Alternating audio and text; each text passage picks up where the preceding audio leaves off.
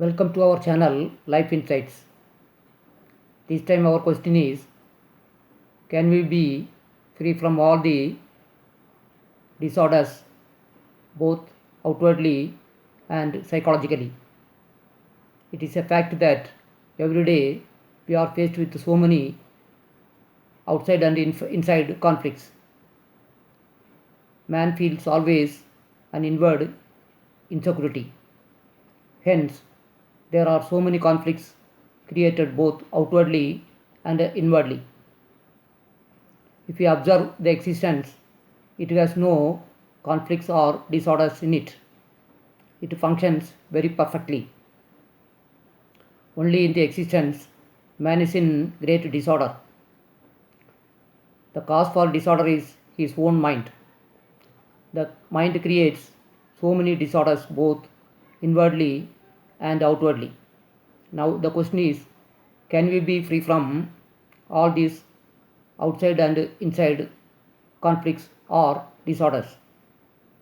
A brain and mind that are free from disorders is with truth. Man is divided along caste, religion, languages, various religions, so on and so forth. Along these lines, man is divided. Hence, every day we witness violence. People kill other people. Countries are involved in wars. If all the armies, the courts and the police are withdrawn, then what would happen? Let us imagine such a situation.